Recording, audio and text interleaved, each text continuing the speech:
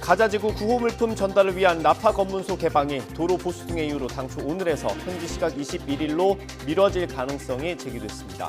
검문소 앞에는 구호 물품을 실은 트럭이 대기 중인 가운데 이스라엘은 지상전 준비 태세를 유지하는 등 휴전 기미는 보이지 않고 있습니다.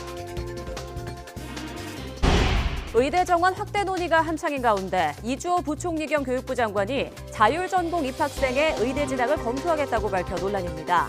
대통령실은 즉각 부인하고 이주호 장관도 심중치 못했다며 사과했지만 정부가 입시 현장 혼란만 부추긴다는 지적이 나오고 있습니다.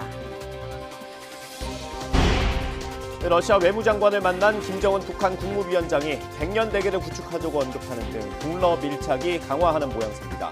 북한 나진항에는 무기 거래가 의심되는 대형 선박이 정박한 걸로 나타나 관련 당국이 예의주시하고 있습니다. 가을비가 그치고 날씨가 급격히 쌀쌀해진 가운데 내일은 전국에 초겨울 추위가 찾아올 것으로 보입니다. 서울 아침 기온이 영상 5도까지 떨어지고 중부 일부 지역은 영하권 추위가 나타나는 곳도 있을 전망입니다.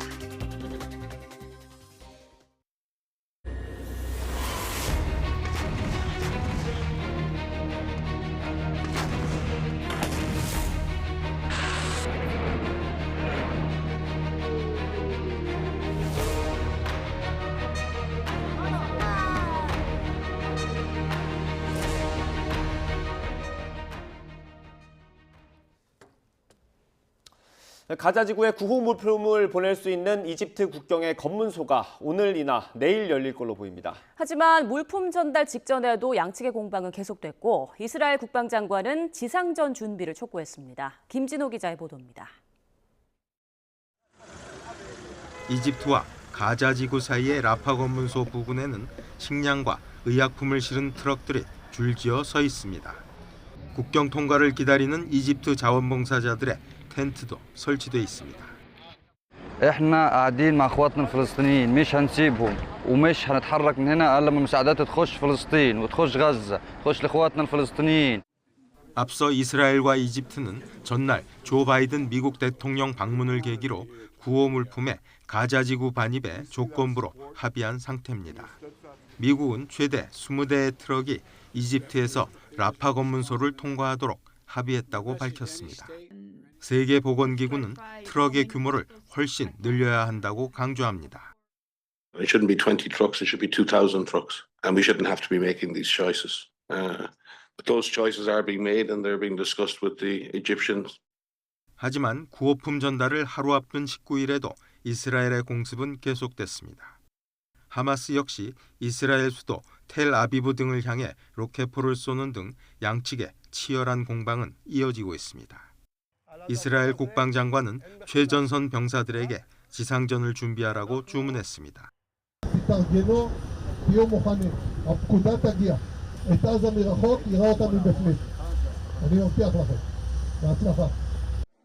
구호품 전달 조치로 가자 지구의 상황 호전을 기대하고는 있지만 이스라엘과 하마스의 공방이 계속되고 있어 가자 지구의 상황은 여전히 안개 속입니다. YTN 김진호입니다.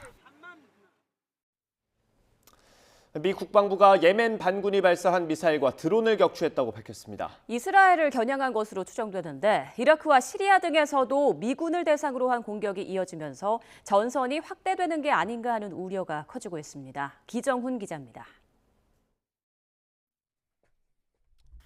미 국방부가 예멘에서 후티 반군이 발사한 순항미사일 3기와 드론 여러 개를 미 해군이 요격했다고 발표했습니다. To that end, the crew of the guided missile destroyer USS Carney, operating in the northern Red Sea earlier today, shot down 3 land attack cruise missiles and several drones that were launched by Houthi forces in Yemen. 미사일과 드론은 홍해를 따라 북쪽으로 날아가던 것으로 이스라엘을 향했을 가능성이 있다고 전했습니다. 또 최근 며칠 동안 이라크와 시리아에 주둔 중인 미군을 겨냥한 드론 공격이 여러 차례 있었다고 덧붙였습니다. And while I'm not going to forecast any potential response to these attacks, I will say that we will take all necessary actions to defend U.S. and coalition forces against any threat. 미국의 정치 전문 매체인 폴리티코는 이란의 지원을 받는 레바논 헤즈볼라 등 무장 단체가 가세하면서 전선이 확대될 우려가 커지고 있다고 보도했습니다. 레바논 헤즈볼라가 이스라엘 상대의 대규모 전쟁을 준비하고 있다면서 하마스와 헤즈볼라가 긴밀히 조율하고 있다고 전했습니다. 뉴욕타임스도 이란이 지원하는 무장단체들이 이스라엘을 포위 공격하는 방안이 이란 현지 언론에서 제기되고 있다고 보도했습니다. 이스라엘 남쪽 예멘의 후티 반군, 동쪽의 시리아와 이라크 무장단체, 북쪽의 헤즈볼라가 협력해서 동시 공격할 수 있다는 것입니다. 미국은 확전을 막기 위해 반이스라엘을 내세우는 이란과 영내 무장 세력에 대해 무력 도발을 자제할 것을 경고했습니다. 또 동지 중에 제럴드 포드 핵 추진 항공모함 전단을 파견한 데 이어 또 다른 핵 항모 드와이트 아이젠하워도 이스라엘에 근접 배치하기로 했습니다. YTN 기정훈입니다.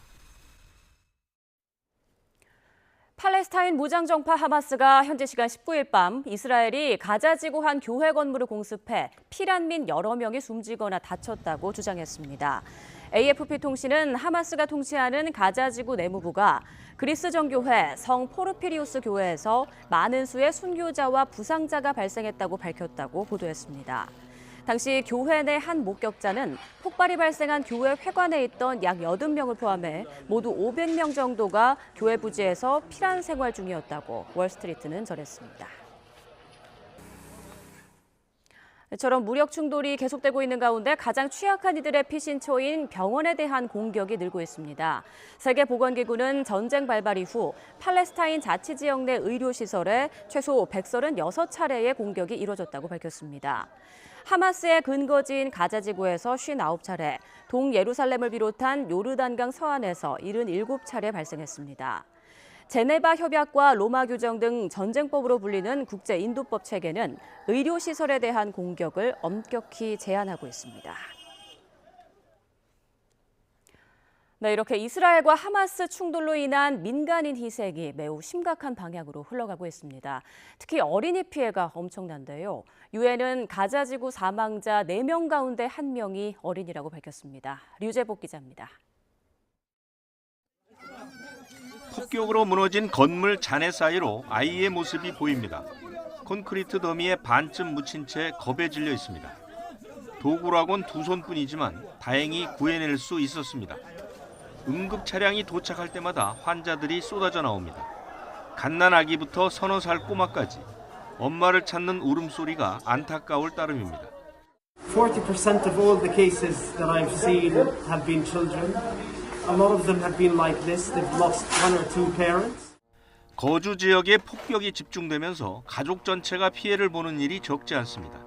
지난 18일까지 집계된 가자지구 사망자 3,400여 명 가운데 25%가 어린이인 것으로 집계됐습니다. 이스라엘과 하마스 무력 충돌로 죄 없는 어린이들이 대가를 치르고 있는 것입니다. ولا في انذار ولا في اي حاجه لانه دوله حقيره ارهابيه اسرائيليه وليس دوله اسلاميه دوله ارهابيه امريكيه. 유엔은 어린이를 포함한 민간인에게 긴급한 인도주의 지원이 필요하다고 밝혔습니다. 또 하마스에 납치된 어린이 인질을 즉각 석방할 것도 요구했습니다. YTN 유재복입니다. 하마스가 이스라엘을 기습 공격한 지난 7일 하마스의 인질로 잡혔던 60대 부부가 있었습니다. 이 부부는 다행히 끌려가지 않고 20시간 만에 구출됐다고 합니다. 긴박했던 그 시간 어떤 일이 있었는지 부부의 얘기를 들어보겠습니다. 네, 어두운 밤 경찰 복장을 한 남성들이 긴장감 속에 모두 한 곳을 주시하고 있습니다. 이어 한 여성의 울부짖는 소리가 이렇게 들리고요. 이 여성은 곧 구축을 받으면서 밖으로 나옵니다. 하마스의 인질로 잡혔던 60대 이스라엘 여성 나헬 씨는 이렇게 극적으로 구출됐습니다.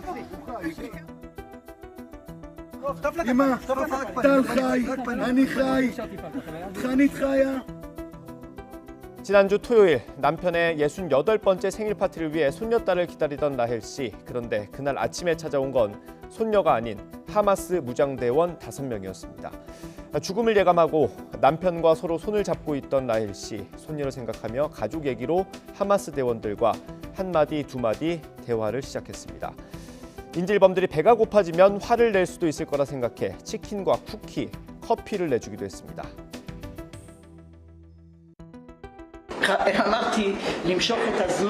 She knew that if they're hungry, they get mad.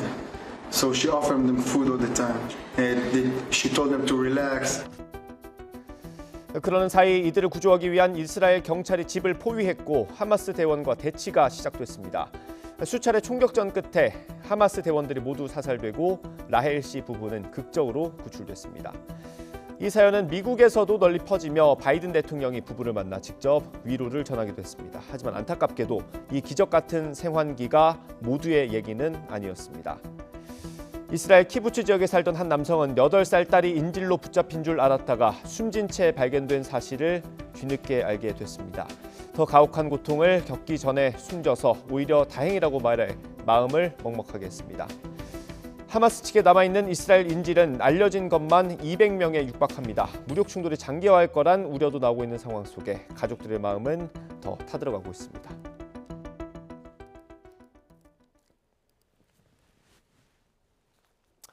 우리 국민과 일본인 80여 명이 이번에는 일본의 자위대기를 타고 이스라엘을 빠져나왔습니다. 지난 14일 우리 정부가 일본인을 대피시킨 것에 대한 보답으로 해석됩니다.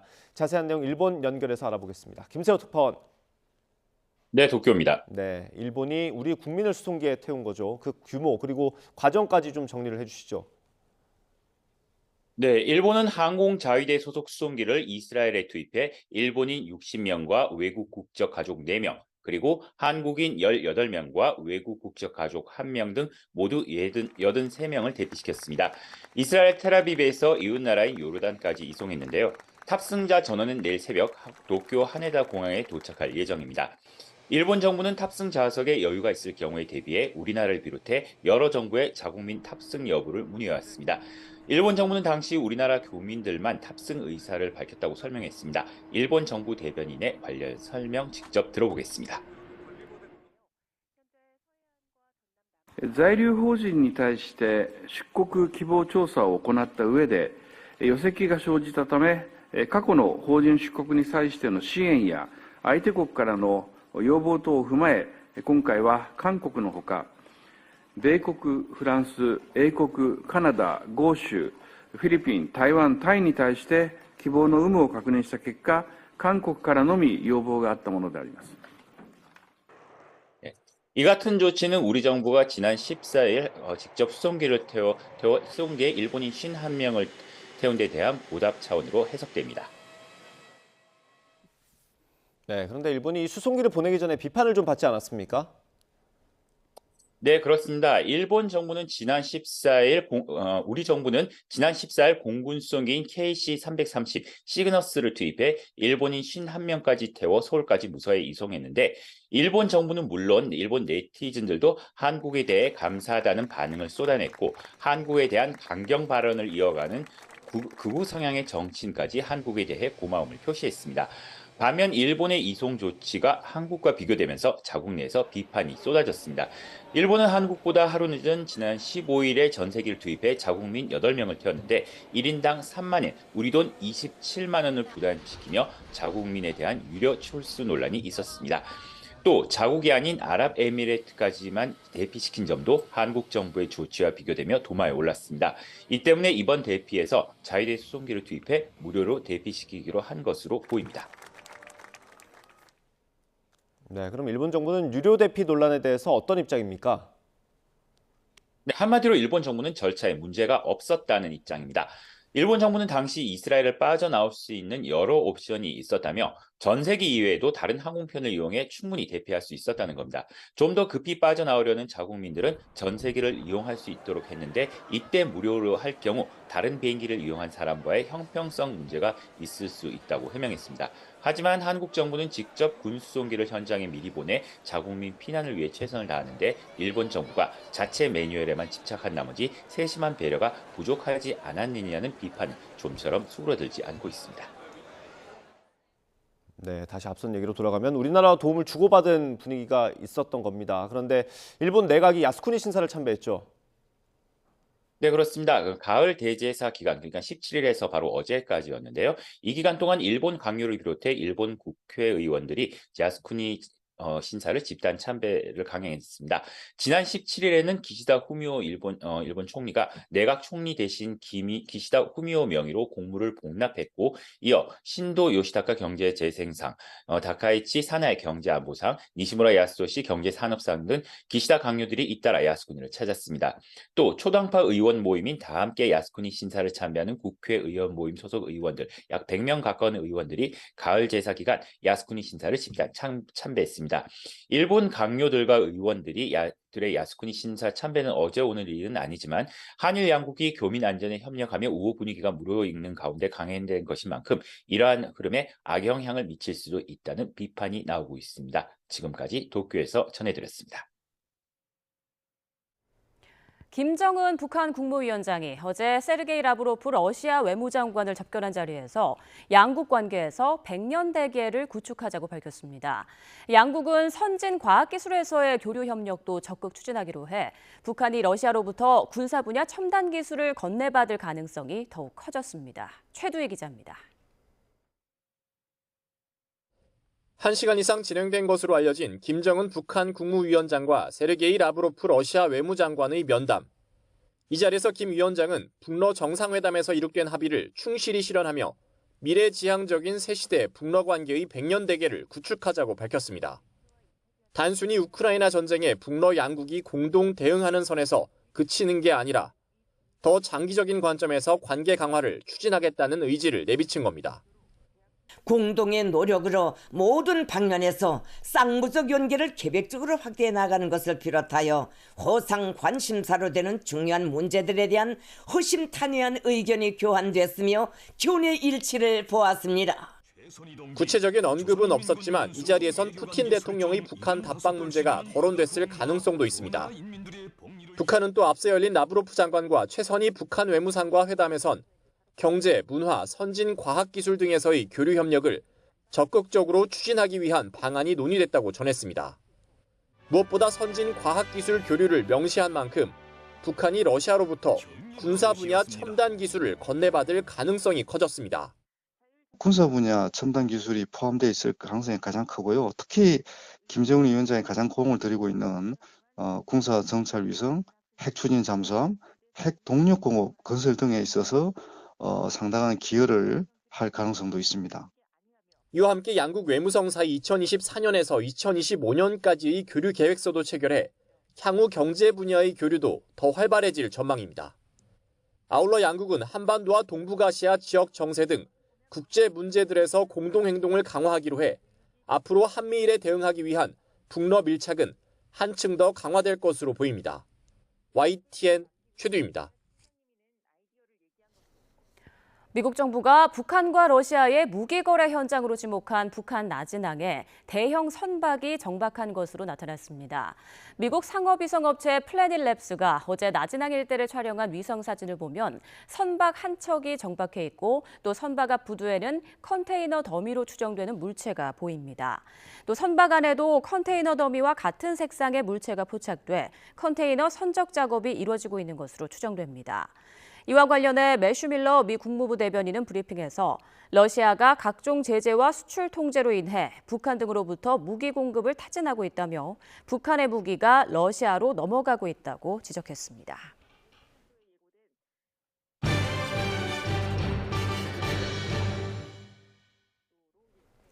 네, 주말인 내일은 전국에 초겨울 추위가 찾아올 것으로 보입니다. 전국 기온이 올가을 들어서 가장 낮겠고 또 일부에는 영하권 추위가 나타나는 곳도 있다고 합니다. 다만 이른 추위 속에 단풍은 전국으로 빠르게 확산하고 있는데요. 취재기자 연결해서 추위와 또 단풍 상황까지 들어보겠습니다. 정혜윤 기자. 네, 정혜윤입니다. 네, 날씨가 점점 쌀쌀해지는 것 같네요. 네, 그렇습니다. 가을비가 그치자마자 찬바람이 강해지고 있습니다. 북서쪽에서 상층 온도가 영하 20도에 달하는 찬 공기가 확장하고 있기 때문인데요. 현재 서해안과 전남 남해안, 제주도에는 강풍특보가, 서해와 남해에는 풍랑특보가 각각 발효 중입니다. 내륙에도 오늘 초속 15m 안팎의 강한 바람이 예상됩니다. 특히 찬바람과 함께 서울 낮 기온은 14도, 주말인 내일 아침은 올가을 들어 가장 낮은 5도까지 뚝 떨어지겠습니다. 또 강원과 경기 일부 지역은 영하권 추위 속에 얼음과 서리가 관측되고 도로 살얼음이 우려돼 각별한 주의가 필요합니다. 네, 단풍 소식도 좀 알아볼까요? 이번 주 서울에서도 첫 단풍이 관측됐었는데 전국으로 빠르게 확산하고 있다고요? 네, 그렇습니다. 산의 20%가 물드는 첫 단풍은 중부지방뿐 아니라 남부 내륙과 제주도까지 확산했습니다. 특히 가장 먼저 단풍이 시작한 강원도는 산의 80% 이상의 단풍으로 물드는 절정기로 접어들었는데요. 따라서 이번 주말과 휴일에는 화려한 단풍을 볼 수 있을 전망입니다. 그 밖에 지리산이 이달 24일, 서울 북한산 단풍은 이달 29일쯤 가장 화려해지겠고 한라산이 28일, 아기 단풍으로 유명한 내장산은 다음 달 4일쯤 단풍이 절정에 달할 전망입니다. 지금까지 문화생활각부에서 YTN 정혜윤입니다.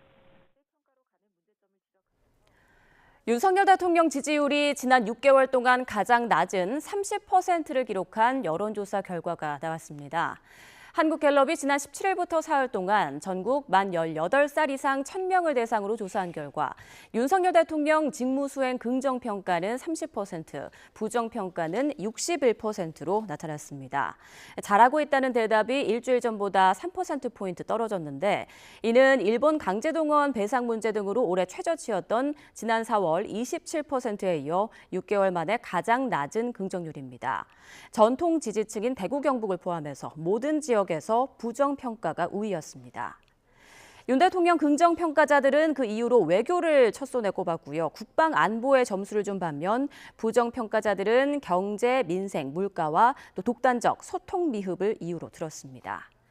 정당 지지도는 국민의힘이 33%로 1%포인트 내렸고 더불어민주당은 34%로 지난주와 같았습니다. 지지 정당이 없다는 대답은 28%로 집계됐습니다. 자세한 내용은 중앙선거 여론조사 심의위원회나 갤럽 홈페이지를 참조하시면 됩니다. 더불어민주당 이재명 대표가 다음 주 월요일 당무 복귀를 앞둔 가운데 대장동 위례신도시 개발 특혜 의혹과 성남FC 불법 후원금 사건을 다투는 세 번째 공판에 출석했습니다. 오늘 오전 10시 20분쯤 서울중앙지방법원에 도착한 이 대표는 당무 복귀를 앞둔 소감과 잦은 재판 출석에 따른 당무 지장 여부 등을 묻는 취재진의 질문에 아무런 대답을 하지 않았습니다. 앞서 이 대표는 지난 17일에도 대장동 2차 공판에 출석해 검찰 측과 10시간 넘게 공방을 벌였습니다.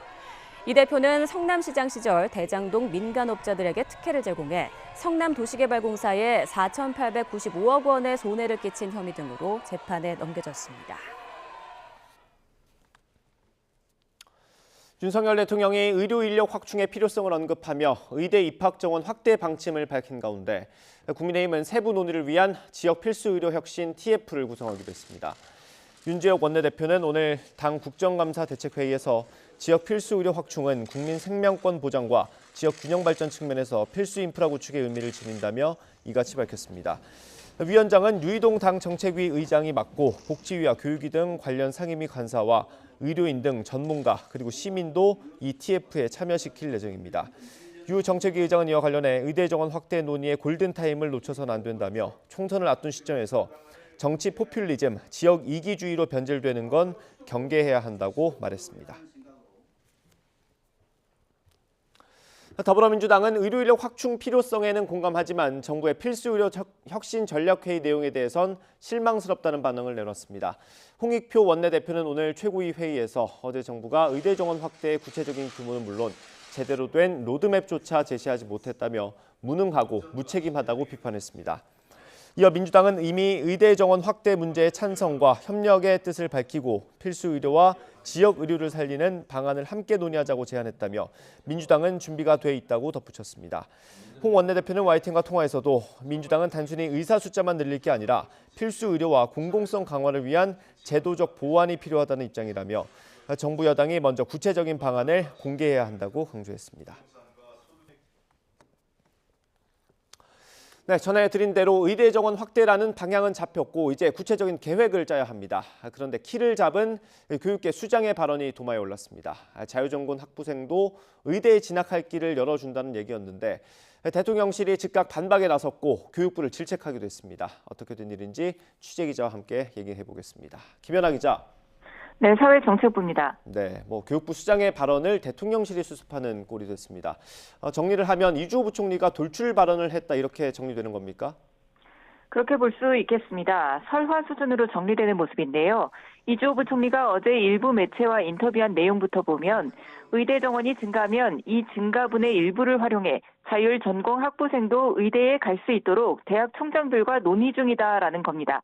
현재 의대는 예과 2년, 본과 4년으로 구성되는데 자율전공 학부에서 2년을 보낸 뒤 바로 본과로 넘어갈 수 있게 하겠다는 취지의 발언도 내놨습니다. 의대들이 반발하긴 하겠지만 학생의 전공 선택권을 더 보장할 수 있고 무엇보다 의대 정원이 증가하면 의대를 목표하는 학생이 늘면서 이공계 인재 이탈과 N수생급증 등 의대 쏠림이 더 심해질 텐데 자율전공학부에서 2년을 보낸 뒤 의대 진학기를 열어놓으면 일단 의대를 생각해서 진학하더라도 2년 동안 자신의 적성을 찾아 진학하는 학생들이 나오면서 의대 쏠림이 완화될 거란 기대도 섞인 겁니다. 하지만 곧바로 교육부와 대통령실이 모두 추진 정책이 아니라며 반박했는데요. 직접 들어보시죠. 의대 정원 증원의 규모나 이런 것들이 아직 의사결정이 되지 않은 상황이기 때문에 아무것도 아직 정해진 건 없습니다. 교육부 장관이 언급한 자율전공 입학 후 일부 의대 진학 허용은 우리 정부에서 전혀 검토되지 않았고 그럴 계획조차 없습니다. 대통령은 불필요한 언급으로 혼란을 야기한 교육부를 질책했습니다. 네, 그러면 이주호 부총리의 발언은 개인 아이디어 차원이었던 겁니까? 상황을 종합해보면 그런 것 같습니다. 일단 이주호 부총리가 오전 교육위 전체 회의에서 자신의 발언을 사과했습니다. 의대 쏠림을 막기 위해서 몇몇 대학 총장들이 낸 아이디어를 이야기한 것으로 신중하지 못한 발언을 해 송구하다고 말했습니다. 또 해당 정책은 대학 입시에서 공정과 안정을 저해할 수 있다는 우려가 큰 점을 고려해 교육부 정책으로 추진하지 않겠다고 확인했습니다. 저희가 확인한 바로도 자율전공도 의대 허용은 실무선에서 검토에 올라간 안도 아니고 대통령실과 교감한 내용도 아니었습니다. 평소 부총리는 문이과 통합교육 강화 차원에서 자율전공 확대를 강조해왔는데 일부 총장들이 자율전공에 의대도 넣자고 제안했고 부총리가 이걸 총장들과 논의하고 있다고 말하면서 사안이 확대된 겁니다. 하지만 이 내용은 2025학년도로 예고된 의대 정원 증원에 맞물려 당장 고2 입시에 여파를 미칠 수 있고 현재 의대는 예과와 본과를 통합해 6년 과정을 사실상 본과로 운영하는 교육과정을 준비 중인데 자율전공으로 2년을 공부한 뒤 본과에 와서 4년간 공부한다고 하면 준비에 문제가 생기겠죠. 당연히 의사들이 반발하는데 지금 의사 정원수 증가 문제로 정부와 의협이 민감한 상황이기 때문에 대통령실까지 급하게 진화에 나섰던 겁니다. 네, 섣부른 발언으로 혼란을 키웠다는 비판은 피하기 어려워 보이는데 이런 설화가 이번에 처음은 아니지 않습니까? 네, 말씀하신 대로 부총리 발언이 뒤집힌 것이 이번이 처음이 아닙니다. 가까이 보면 지난달 9.4 공교육 멈춤 집회와 관련해서 참여한 교사를 징계하겠다고 강하게 언급했지만 결국 발언을 철회했고요. 6월엔 대통령이 공교육에서 다루지 않는 과도한 배경 지식이나 대학 전공 수준 문항을 내는 건 무조건 사교육에 의존하라는 것 아니냐. 교육당국과 사교육 산업이 카르텔이냐며 킬러 문항 배제와 사교육 카르텔 근절을 지시했는데 변별력은 갖추되 학교 수업만 열심히 따라가며 문제를 풀 수 있게 출제하라고 했다고만 전달해서 쉬운 수능 논란을 초래했습니다. 당시에도 대통령실이 4시간 만에 정정 공지를 내고 교육부 입시 담당 국장이 전격 경질되는 사단이 있었습니다. 이 외에 취임 직후에도 언론 인터뷰나 기자 간담회를 통해서 고교학점제 추진에 있어 1학년은 상대평가, 2, 3학년은 절대평가로 가는 문제점을 지적하면서 1학년도 절대평가로 바꿔야 한다고 발언했는데요. 절대평가를 위한 교사 역량 제고 대책이나 대학의 평가 방식 변경에 대한 논의에 앞서서 바로 절대평가를 도입할 수 없다는 현장 목소리가 커지자 발언을 철회했고 결국 지난주 발표한 2028 대입 개편안에선 고2, 3학년도 상대평가를 변경하기로 결정하면서 자신이 발언한 모든 학년 절대평가 대신 사실상 모든 학년에서 상대평가가 확정됐습니다. 현장의 목소리나 관련 부처, 대통령실 등과 충분한 조율 없이 자신의 생각을 먼저 말하는 일이 잦은 건데 다양한 의견을 검토하고 교류하는 차원에서 벌어지는 일이라고는 하지만 교육부 수장이 공식적인 자리에서 자꾸 개인 의견을 말하는 것이 혼란을 부추긴다는 비판은 피하기 어려워 보입니다. 지금까지 사회정책부에서 YTN 김연아입니다. 학부모들의 악성 민원을 겪다가 숨진 의정부 호원초등학교 이영승 교사에 대해 사망 2년 만에 순직 결정이 내려졌습니다. 경기도교육청은 인사혁신처가 이 교사의 사망에 대해 이같이 판단했다고 밝혔습니다. 이 교사는 학부모 3명으로부터 악성 민원을 겪다가 지난 2021년 12월 극단적인 선택을 해 숨진 채 발견됐습니다. 네, 얼마 전 한 수배자가 경찰을 피해 흉기와 염산을 들고 도주했습니다. 도망간 곳은 빌라 옥탑이었는데요. 시민들의 피해도 우려되는 만큼 경찰 특공대가 바로 출동했는데 그 검거 작전이 마치 영화의 한 장면 같았다고 합니다. 함께 보시죠. 네, 지난 16일 오후 4시쯤 경기도 한 빌라 옥상입니다. 다급하게 수신호를 주고받은 특공대원들, 이제 곧 진압작전을 펼칠 예정입니다. 현장에는 형사들이 도착해 수배범과 대치 중인 상황이었죠. 형사들과 눈빛을 주고받으며 상황을 살폈고 곧 신호가 떨어집니다. 짧고 단호한 명령, 진입! 네. 이제 순식간에 일사불란하게 움직입니다. 특공대원들은 사다리를 타고 오르고요. 그 옆을 보시면 형사들 모습도 보이고 있습니다. 지붕을 타고 달려가서 높은 곳을 껑충 뛰어넘으며 그대로 달려갑니다. 수배자가 흉기와 염산까지 들고 있었던 탓에 자칫하면 경찰과 형사들도 다칠 수 있는 상황이었는데요. 흉기를 버리라고 외치면서 순식간에 수배범을 제압합니다. 또 이렇게 증거물은 수건으로 잘 감싸서 수집했고요. 위기협상팀과 경찰 특공대의 공조로 다친 사람 없이 검거 작전은 완료됐습니다.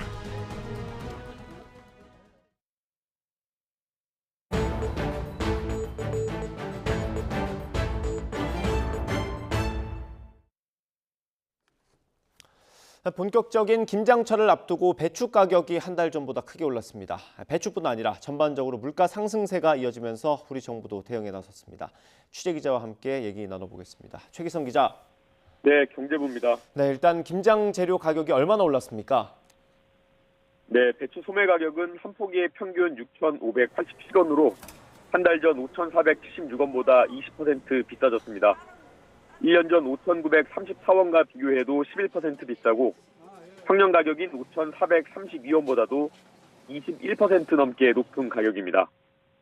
김장할 때 필요한 생강과 고춧가루 역시 평년과 비교하면 각각 70%와 10% 정도 비싸졌습니다. 붉은 소금 역시 평년보다 60% 정도 가격이 올랐습니다. 대파는 1kg에 4,001원으로 한 달 전 3,189원보다 25.5% 올랐고 쪽파는 1kg에 1,209원으로 한 달 전 8,496원보다 20.2% 비싸졌습니다. 네, 정부도 대응에 나섰다고요? 네, 일단 급한 물가 잡기에 나선 모습입니다. 우선 지난 13일부터 정부가 비축해둔 여름 배추 물량 700톤을 공급했고 가을 배추 비축분 2,200톤 출하도 본격화하겠다는 겁니다. 어제는 정부 세종청사에서 농식품 수급 상황 확대 점검 회의를 열기도 했습니다. 이 자리에는 농식품부와 농협, 대형마트 3사 관계자가 참석했습니다. 또 최근 가격이 오른 것으로 확인된 상추나 깻잎 같은 12개 품목에 대해선 대형마트와 전통시장과 함께 20에서 30% 할인 행사를 지원하기로 했습니다. 조승환 해양수산부 장관도 조금 전 경기도 용인에 있는 식품보관물류센터를 찾아 천일염 수급 상황을 점검했습니다. 네, 잠시 뒤에는 식품업계랑 간담회도 한다고요? 네, 잠시 뒤인 오후 3시 반 시작합니다. 한은농식품부 차관 주재로 식품업계와 간담회를 진행합니다. 지난달 물가안정 간담회 개최 이후 한 달 만에 다시 식품업계와 만나는 겁니다. CJ 제일제당과 오뚜기, 농심, SPC, 롯데웰푸드 등 주요 식품업체 16개 기업 대표나 임원이 자리할 예정입니다. 농식품부는 오늘 회의에서 물가 안정에 협조해달라는 메시지를 전할 것으로 보입니다. 네, 최근엔 국제 설탕 가격도 크게 오르고 있는데 국내 시장 분위기는 어떻습니까? 국제 설탕 가격은 지난해와 비교하면 35%, 설탕 원재료인 원당 가격은 48% 올랐습니다. 세계에서 두 번째로 많은 원당을 생산하는 인도가 가뭄으로 수출량을 줄였고 우리가 원당을 주로 수입하는 태국도 가뭄으로 생산량이 감소했습니다. 이와 관련해 국내 제당업계는 당분간 제품값을 올리지 않겠다는 입장을 내놨습니다. 대한제당협회는 어제 입장문을 내고 내년 초까지는 설탕 가격 인상을 최대한 자제하기로 했다고 밝혔습니다. 지속 상승하고 있는 원당 가격으로 인해 원가 부담이 크게 늘었지만 물가 안정을 위한 정부 노력에 깊이 공감했다고 제당협회는 덧붙였습니다. 농식품부도 국제 가격 동향을 주시하면서 국제 설탕 가격이 국내 식품 가격에 미치는 영향이 최소화하도록 관리하겠다고 밝혔습니다.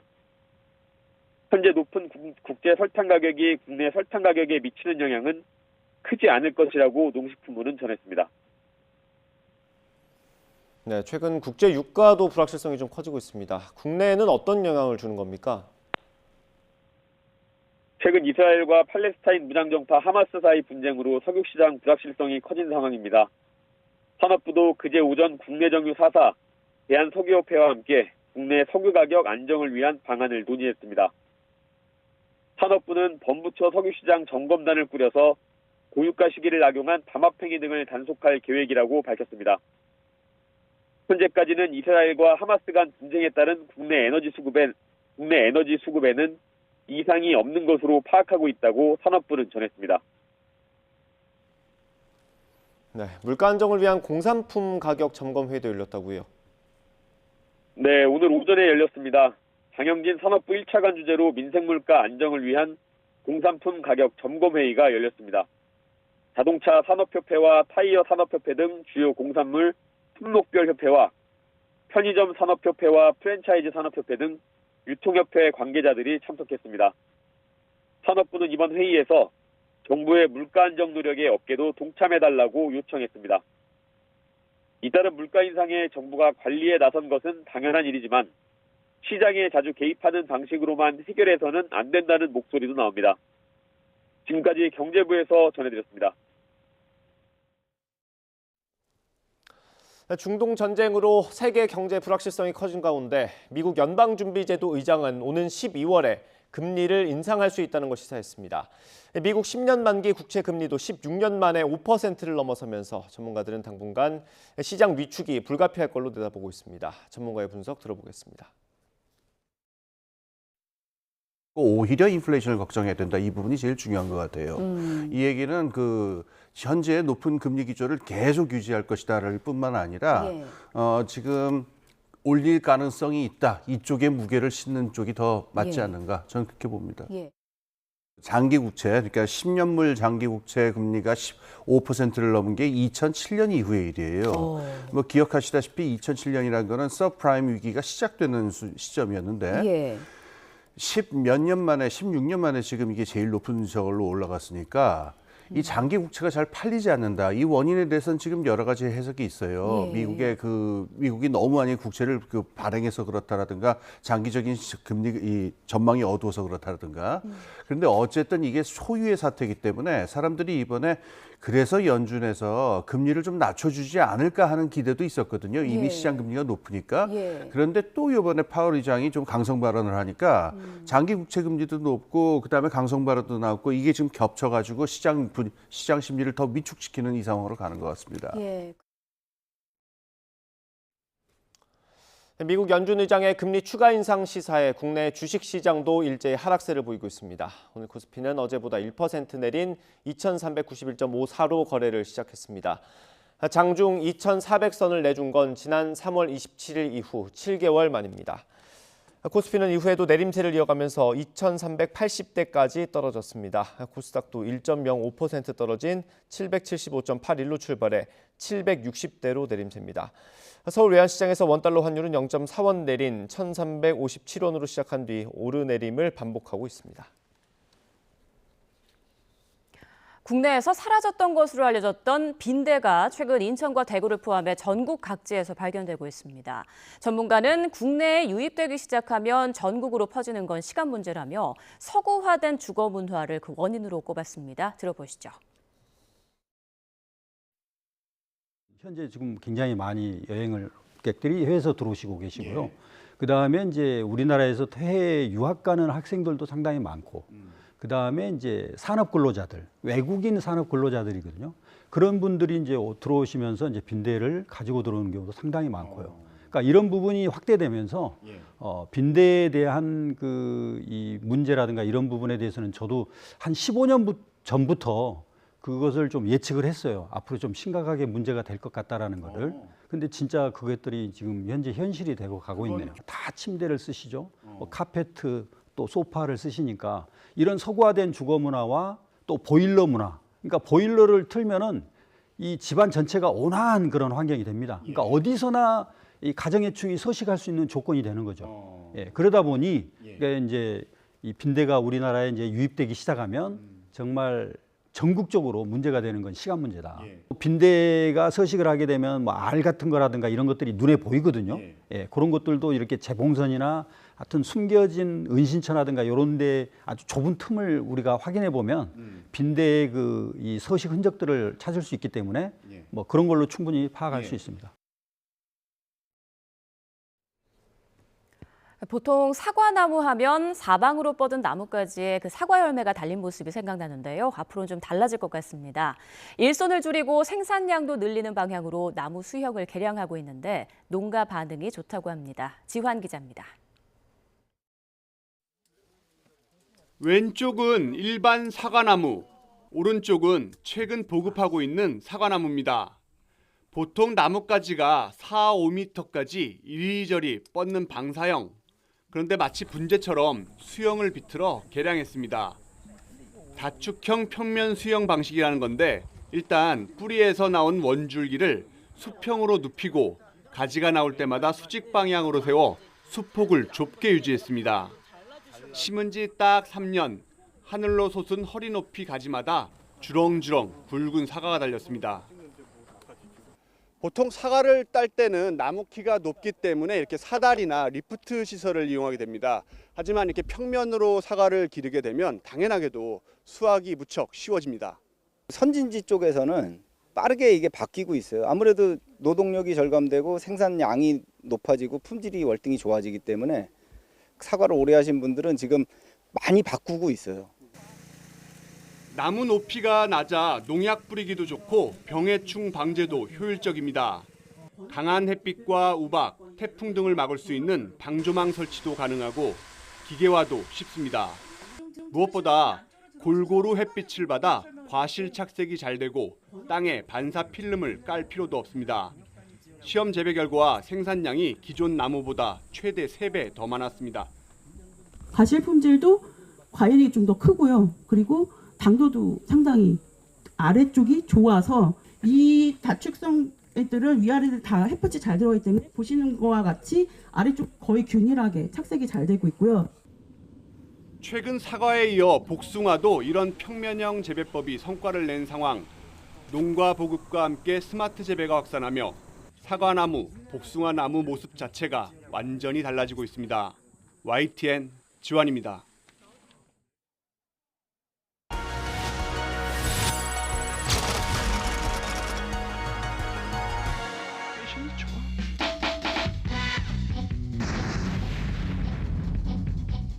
한국은행 발권인데요. 후반기 출납액이 50억 맞습니까? 50억 맞습니다. 한 30%좀 준다 그랬겠지. 나 같으면 너한테 다 쏜다.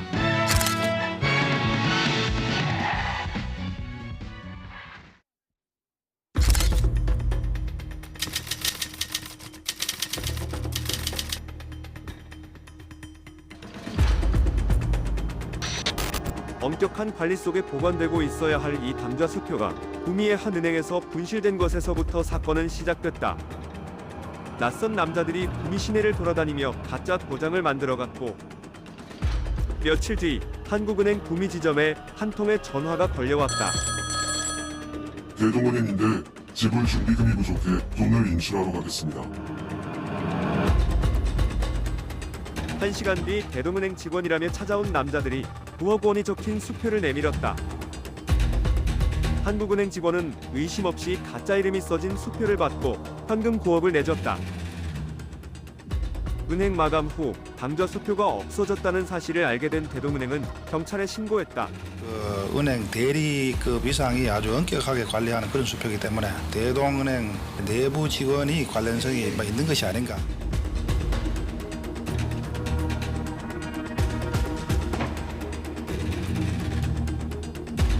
범인들이 걸었던 전화의 발신지 추적과 지문 감식에도 수사는 진척이 없었다. IMF 외환 위기 때 대동은행이 문을 닫으면서 한국은행이 9억 원의 손해를 떠안았던 이 사건은 지금까지 해결되지 못했다.